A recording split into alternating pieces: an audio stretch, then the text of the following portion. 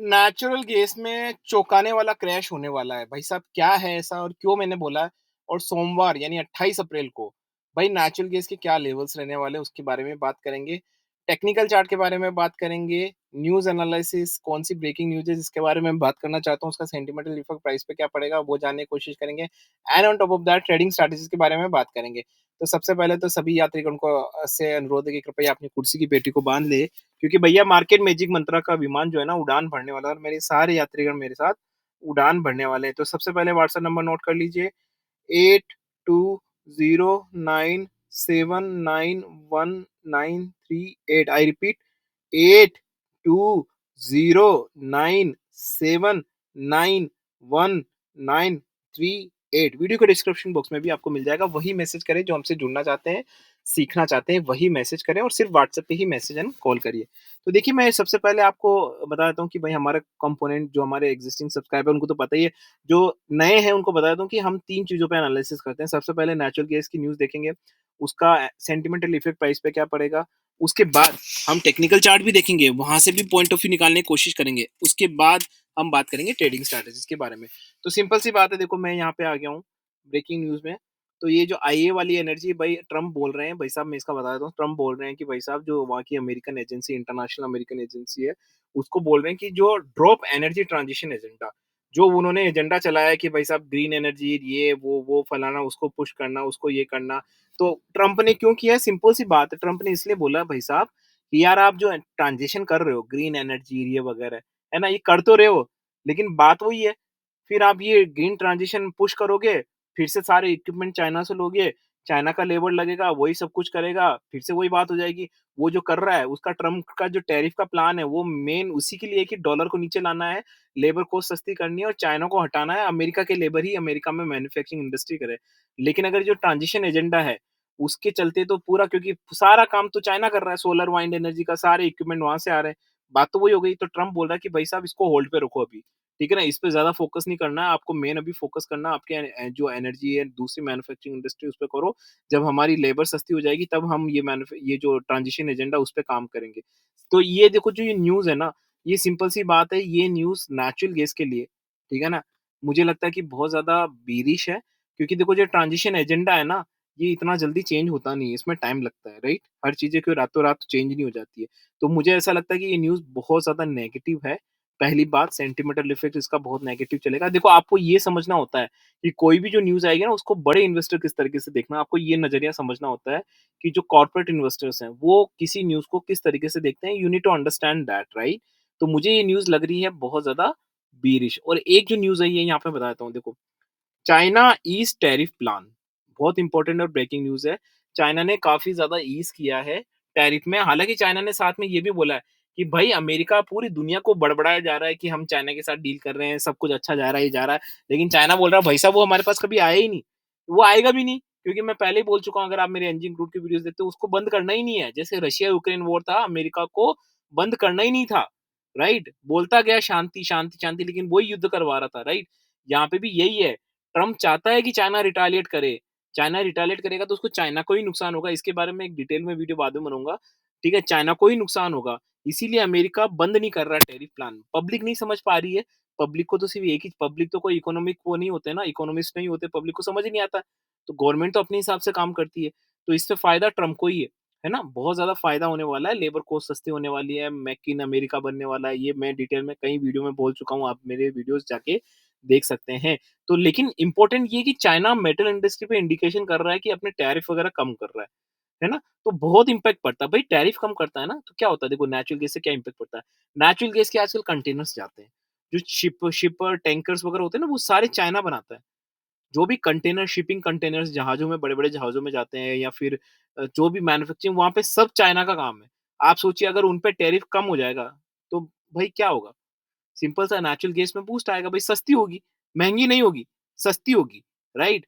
और मुझे लगता है कि ये टैरिफ वाली जो न्यूज़ है ना, क्रूड ऑयल के लिए बुलिश रहेगी। मैं इसका वीडियो बना रखा हूँ, मैंने आपको क्यों रहेगी वो मैं बता चुका हूँ आपको, लेकिन नेचुरल गैस के लिए मुझे लगता है कि उल्टा होगा और क्रैश होने को मिलेगा। और देखिए मैंने आपको वीडियो बनाई भी, मैं टेक्निकल चार्ट पे आ रहा हूँ गाइस, मैंने वीडियो बनाई भी, देखिए सोमवार को नेचुरल गैस में क्रैश, ये आप जाके टैली कर लीजिए, उस दिन 7% क्रैश हुआ था। जब मैंने ये वीडियो बनाया था, उस दिन 7% का क्रैश हुआ था। आप जाके देख लीजिए वीडियो, मतलब मार्केट के पहले ही मैंने बता दिया था कि भई 7% का क्रैश होने वाला है, क्योंकि उसमें मेरा एनालिसिस था, न्यूज़ वगैरह सब कुछ, सारी चीज़ें, टेक्निकल चार्ट सब कुछ मैंने कंबाइन करके मुझे लगा था कि भई क्रैश होने वाला है और क्रैश हो गया। अब मैं बताता हूँ कि आगे क्या होने वाला है। तो यहाँ बता देते हैं, भई चार्ट पे देख लेते हैं अपन।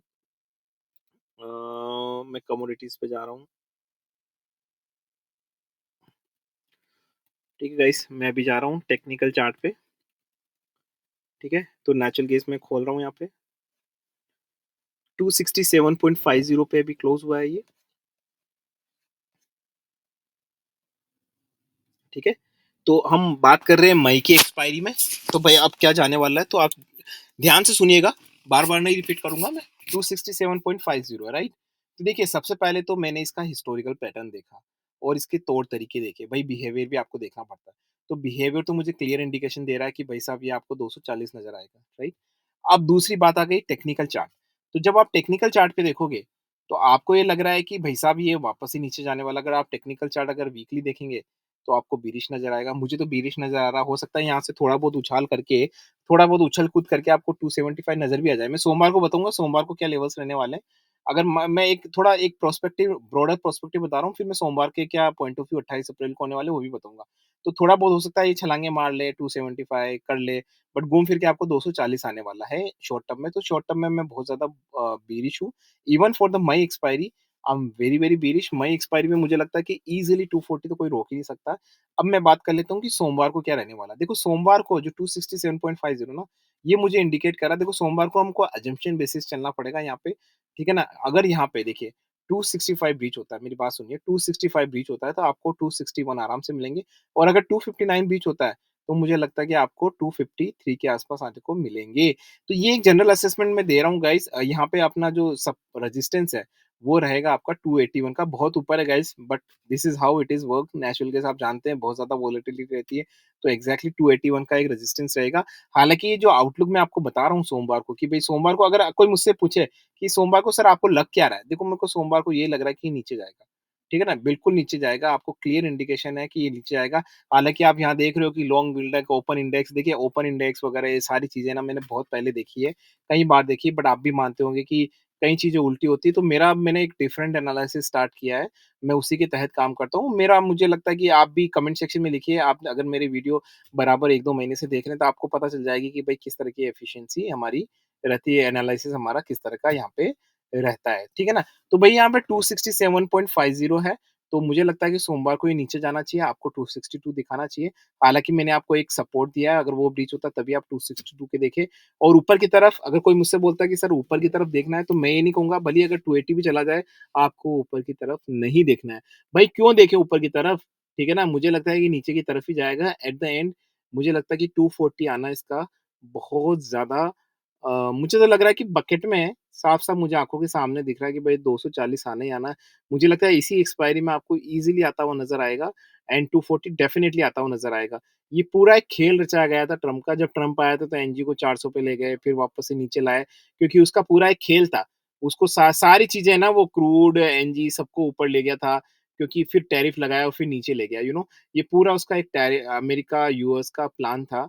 सब कुछ प्लान के तहत ही उन्होंने सब कुछ किया, क्योंकि उसको अपनी मेक इन इंडस्ट्री बूस्ट करनी थी, और मैं बहुत बारी बोल चुका हूँ। वो मैं किसी दिन एक अलग से वीडियो बनाऊँगा, ताकि उसमें आपको पता चल जाएगा कि भई मैं क्या बोल रहा हूँ ना। तो गाइज़ यहाँ पे ट्रेडिंग स्ट्रैटेजीज़ के बारे में बात कर लेते हैं। काफ़ी लोग बोलेंगे सर ट्रेडिंग स्ट्रैटेजी कौन-सी यूज़ करनी चाहिए? तो देखिए ट्रेडिंग स्ट्रैटेजी जब आप यूज़ करो ना, यू नीड टू अंडरस्टैंड। सबसे पहले मैं आपको यहाँ पे एक डिस्क्लेमर दे देता हूँ, बताता हूँ कि this channel and this video is only for learning and education purpose. यहाँ पे किसी भी तरह की बाय सेल की रिकमेंडेशन बिल्कुल नहीं दी जाती है। I am not a certified SEBI advisor, I am not certified any kind of financial advisor. I am an individual जो अपने पॉइंट ऑफ व्यू देता है, उसके बाद भी आप नहीं मानते और मेरे पॉइंट ऑफ व्यूज में आप रियल में ट्रेड करने लगते हो, वो सिर्फ और सिर्फ आपकी जिम्मेदारी होगी, मेरी जिम्मेदारी नहीं बनती है ना। तो यहाँ पे ट्रेडिंग स्ट्रैटेजी सिंपल सी रहेगी गाइस। ट्रेडिंग से स्ट्रैटेजी में हमको देखते हैं कि रिस्क कहाँ पे ज्यादा है। तो देखिए ऊपर की तरफ रिस्क ज्यादा है, इवन दो इंट्राडे में अगर ऊपर की तरफ जाता है, तब भी मेरा ये जो मानना है, ऊपर की तरफ नहीं देखना चाहिए, क्योंकि उसमें रिस्क ज़्यादा है, क्योंकि हमको लग रहा है कि शॉर्ट टर्म में ही नीचे जाएगा। हमारा एनालिसिस क्लियर कह रहा है। तो फिर आप इंट्राडे में 1 दिन के लिए ऊपर की तरफ देख के क्यों स्टक हो जाए, मान लो वहाँ स्टक हो गए तो फिर लंबे टाइम के लिए स्टक हो जाएँगे, राइट? तो बेटर ये है कि आप इसको नीचे की तरफ देखिए। अगर नीचे की तरफ इंट्राडे में कोई स्ट्रैटेजी आपको मिले, तो डेफिनिटली, क्योंकि अगर नीचे में अगर ऊपर भी चला गया, लेकिन आपको पता है कि शॉर्ट टर्म में तो नीचे आना, तो at least you have a option to wait, right? अब इसमें हमारी बहुत सारी स्ट्रैटेजीज़ हैं, बहुत अच्छी-अच्छी स्ट्रैटेजी है रेंज बाउंड वाली, लेकिन मैं वो यहाँ पे डिटेल में नहीं बता पाऊँगा। वो आपको मुझे व्हाट्सएप पे मैसेज कर सकते हैं, जो हमसे जुड़ना चाहते हैं, सीखना चाहते हैं। काफ़ी सारी स्ट्रैटेजी देखिए गाइस स्ट्रैटेजी बनाना बहुत इम्पोर्टेंट है, मैं आपको बता देता हूँ। आप कोई भी मुझे लगता है कि कोई भी आप अपना कर्म करते हो, उसमें आप स्ट्रैटेजी यूज़ करते हो। कुछ भी करिए भाई साहब, मैनेजमेंट स्ट्रैटेजी घुसी पड़ी रहती है। क्योंकि हम जानते हैं कि मार्केट मार्केट है। आप इसमें अच्छा एनालिसिस कर लो तब भी फँस सकते हैं। ठीक है? मार्केट में सही गलत कुछ नहीं होता, मार्केट मार्केट होता है, राइट? तो यहाँ आपको मान के चलना होता है कि आपने अच्छा एनालिसिस किया, उसके बाद भी आप फँस सकते हैं, आपकी स्ट्रैटेजी काम नहीं करती, आपका जो स एनालिसिस है वो काम नहीं किया, तो फिर आपको स्ट्रैटेजी बैकबोन रहती है। तो स्ट्रैटेजी हमेशा एडवांस में बना लेनी चाहिए कि भाई साहब अजय भाई ने अब मैंने ये ओपिनियन दिया है ना, अगर ये नहीं हुआ मैं पहले मान के चलता हूँ अगर मान लो नहीं मेरा पहला इम्पोर्टेंट फैक्टर है कि अच्छा एनालिसिस करो, उसके बाद ये आप मान लेना कि भाई ये अगर नहीं हुआ तो क्या करेंगे? नेगेटिव नहीं, भाई अगर नहीं हुआ तो क्या करेंगे? तो पहले से एडवांस में स्ट्रैटेजी सोच लेता हूँ, नहीं हुआ तो भाई साहब ये करना है, नहीं हुआ तो भाई मार्जिन कैपेसिटी ऐसे मेंटेन करनी है, नहीं हुआ तो भाई साहब ये वाली स्ट्रैटेजी लगानी है। अगर ये हुआ, अगर इतना परसेंट ऊपर चला गया तो ये लगानी है, अगर गैप अप हुआ तो ये लगानी है, अगर गैप डाउन हुआ तो ये लगानी है, अगर ये न्यूज़ आ गई तो ये लगानी है, अगर इन्वेंटरी डेटा ये आ गया तो ये न्यूज़ तो सारी स्ट्रैटेजीज़ का है ना जो आपका पूरा जो लेखा-जोखा है ना वो आपको एडवांस में कर लेना होता है। ठीक है? इस तरीके से अगर आप करेंगे तो लॉन्ग टर्म सस्टेनेबिलिटी आएगी क्योंकि देखा आपने देखा होगा, आप जब भी किसी कोई भी जो इन्वेस्टर है, जो मार्केट में डील करता है, कमोडिटी मार्केट में जो भी ट्रेड करते हैं, अगर किसी ऐसे बंदे से पूछोगे जो लॉन्ग टर्म में कर रहा है, उसको ये पूछोगे कि भाई साहब यार आप 2 महीने में शुरू में जब आप आए तो क्या हुआ? कुछ लोग बोलेंगे हमने बहुत अच्छा कमाया, कुछ लोग बोलेंगे कि यार हमने ये किया 1 महीने में कमाया, 2 महीने का लेकिन लॉन्ग टर्म सस्टेनेबिलिटी किसी की नहीं रहती। अगर आप लॉन्ग टर्म गेनिंग की बात करोगे, तो मुझे लगता है कि 100 में से 1 या 2 आदमी आपको मिलेंगे क्योंकि लॉन्ग टर्म सस्टेनेबिलिटी के लिए गाइस सिर्फ बहुत सारी चीज़ों को आपको कंबाइन करना पड़ता है। टेक्निकल चार्ट हो गया, न्यूज़ हो गया, ट्रेडिंग स्ट्रैटेजी हो गई, हिस्टोरिकल पैटर्न हो गया, पॉलिटिकल एनालिसिस हो गया, when you are talking about natural gas and crude, global political analysis आपको करना पड़ेगा, हर न्यूज़ का इंटरप्रिटेशन आपको करना पड़ेगा, ये बड़े इन्वेस्टर किस तरीके से सोचते हैं, सारी चीज़ों को टटोलना पड़ेगा। सिर्फ़ और सिर्फ़ अगर आप टेक्निकल चार्ट देख के आप सोचते हैं कि मैं लॉन्ग टर्म का घोड़ा बन जाऊँ, बिल्कुल टेक्निकल चार्ट आपको बिल्कुल करना चाहिए, नो डाउट एक्सपर्टीज़ होनी चाहिए आपकी, लेकिन आपको सारी चीज़ें कंबाइन करनी पड़ेगी, तभी जाके आप लंबी रेस का घोड़ा बन पाओगे, नहीं तो आप कहीं के नहीं रहोगे। सो आशा करता हूँ कि आपको मेरा वीडियो अच्छा लगा गाइज़, वीडियो अच्छा लगा तो मैं सर आपसे एक एक्सपेक्टेशन करूँगा गाइज़, अगर आप मुझे आर्थिक मदद देना चाहें, तो जैसे आप वीडियो ऑन करते हैं, लाइक, कमेंट, शेयर के बाद आप थोड़ा स्क्रॉल करेंगे तो सुपर थैंक्स का ऑप्शन आएगा, वहाँ जाके आप मुझे जो भी आर्थिक मदद 100, 200 जो भी अपने दिल से देना चाहें, वो आप दे सकते हैं और गाइज़ अगर आपको वीडियो अच्छा लगता है, तो प्लीज़ अगर वीडियो अच्छा लगता है और जेन्युइन लगता है तो लाइक करें, शेयर करें, सब्सक्राइब करें, दूसरों तक पहुँचाएँ क्योंकि अगर आप ऐसा करेंगे, अगर आपको लगता है कि मेरा वीडियो जेन्युइन है, अच्छा है, अगर आप जेन्युइन वीडियोज़ दूसरे तक पहुँचाते हो तो अगले दिन जब भी आप यूट्यूब पे सर्च करोगे अगली बार, तो आपको सिर्फ़ और सिर्फ़ जेन्युइन वीडियोज़ ही नज़र आएँगे। डिमांड एंड सप्लाई का खेल है, जैसे क्रूड एनर्जी में डिमांड सप्लाई का है, वैसे यहाँ पे भी डिमांड एंड सप्लाई का खेल है। तो with this niceful and noble thought, this is Ajay and signing off guys, bye bye.